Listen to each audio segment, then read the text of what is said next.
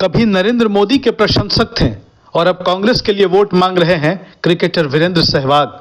नमस्कार, Hind India news में आपका स्वागत है। बात करेंगे हरियाणा विधानसभा चुनाव की। आज हरियाणा विधानसभा चुनाव प्रचार के लिए शोर थम जाएगा।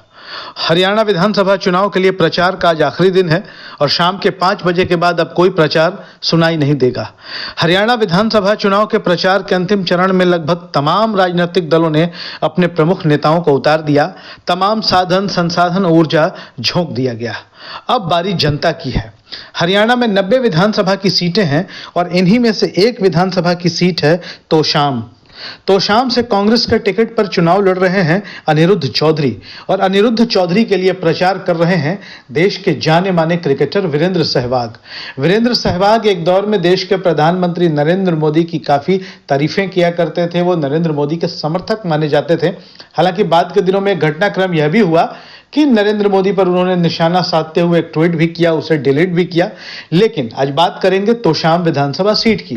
तो आपको बता दें कि तोशाम विधानसभा सीट से कांग्रेस ने मैदान में उतारा है अनिरुद्ध चौधरी को। अभी अनिरुद्ध चौधरी कौन है आपको बता देते हैं।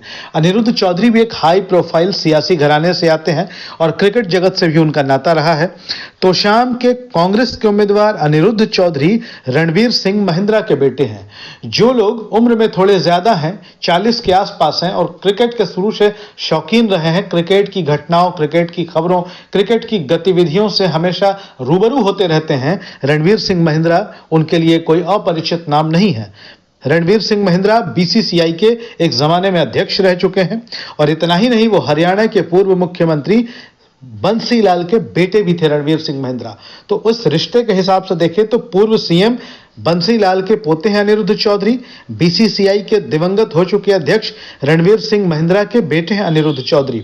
अब तोशाम की जो लड़ाई है, जो तोशाम की सियासी लड़ाई है, वो बड़ी दिलचस्प है क्योंकि अनिरुद्ध चौधरी के सामने उनकी अपनी चचेरी बहन श्रुति चौधरी मैदान में है। श्रुति चौधरी वही है जो कभी कांग्रेस की नेता किरण चौधरी थी, उनकी बेटी। श्रुति चौधरी भी कांग्रेस से विधायक रह चुकी हैं और किरण चौधरी सांसद, विधायक, मंत्री सब कुछ रह चुकी हैं।